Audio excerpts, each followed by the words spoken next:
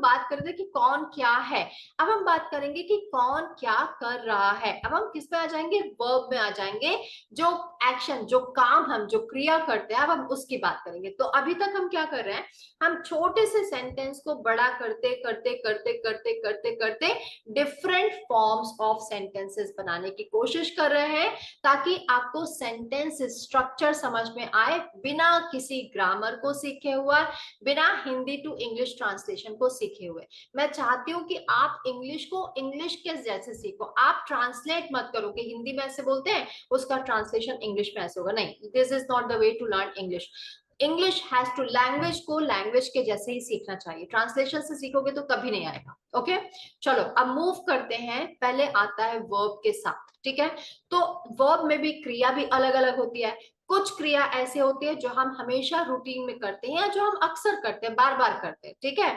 तो कुछ क्रियाएं ऐसे होती है, जैसे for example I teach English, ठीक है।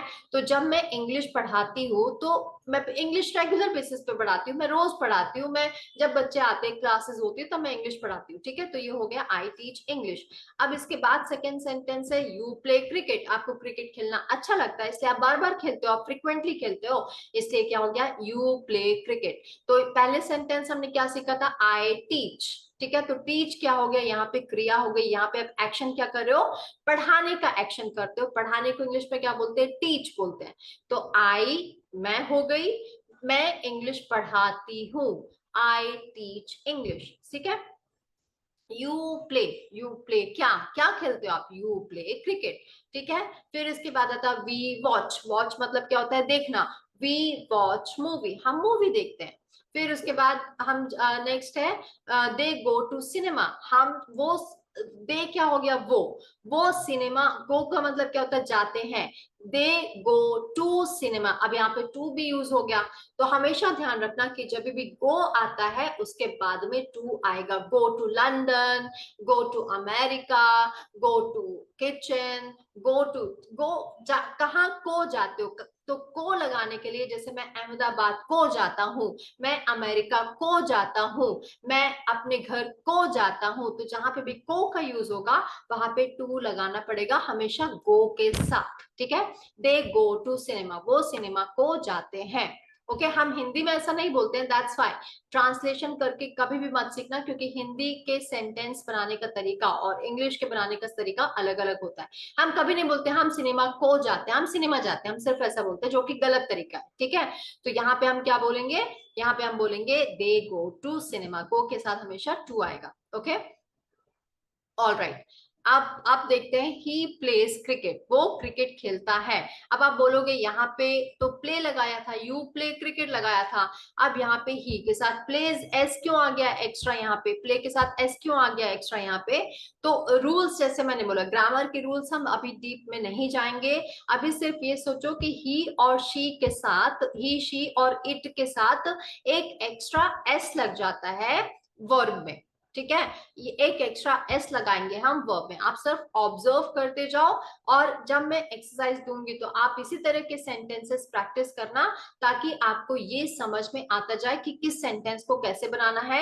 और आप मेरे साथ एक्सरसाइज कॉपी को शेयर भी करना, ताकि मैं चेक करूं कि आपको कंसेप्ट समझ में आया है कि नहीं आया है, और कहीं भी यदि कुछ गड़बड़ है तो मैं आपको बताती भी जाऊंगी, ठीक है। तो जैसे मैंने बोला ही प्लेज क्रिकेट, यहाँ पे प्ले के साथ एक एक्स्ट्रा एस लग गया है, क्योंकि ही शी और इट के साथ ऐसा हो जाता है। जब भी हम क्रिया की बात करेंगे, जब भी हम एक्शन की बात करेंगे, कौन कौन से एक्शन हो गए, रन का क्या हो जाएगा, रन्स हो जाएगा, रन मतलब दौड़ना, दौड़ने का क्या हो जाएगा, रन का क्या हो जाएगा, रन्स हो जाएगा।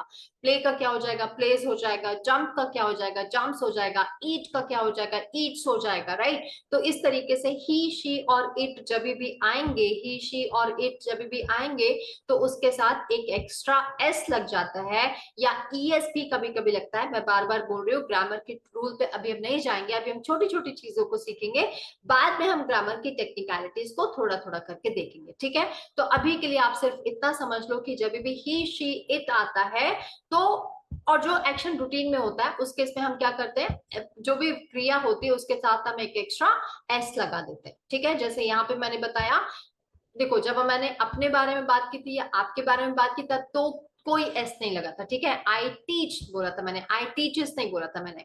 यू प्ले बोला था मैंने, यू प्लेज नहीं बोला था मैंने। वी वॉच, वी वॉचेस नहीं बोला था मैंने। दे गोज नहीं बोला था मैंने। लेकिन जैसे ही शी इट आया तो मैं क्या बोल रही हूँ, he plays cricket, she jumps high, he it eats chapati, right. तो इस तरीके से जब भी ही शी इट आएगा तो वर्ब में हम एस लगाएंगे, ठीक है। एक एक्स्ट्रा एस लग जाता है, और जो कि जब जो हमारा रूटीन का काम जो हम एक्शन बार बार करते हैं उसके बारे में दिखाता है, ठीक है। अब हम आगे बढ़ते हैं और देखते हैं। देखो अभी तक हमने क्या एक्शन, कौन कौन सी एक्शन की बात की थी, वो एक्शन की बात की थी जो कि हम बार बार करते हैं।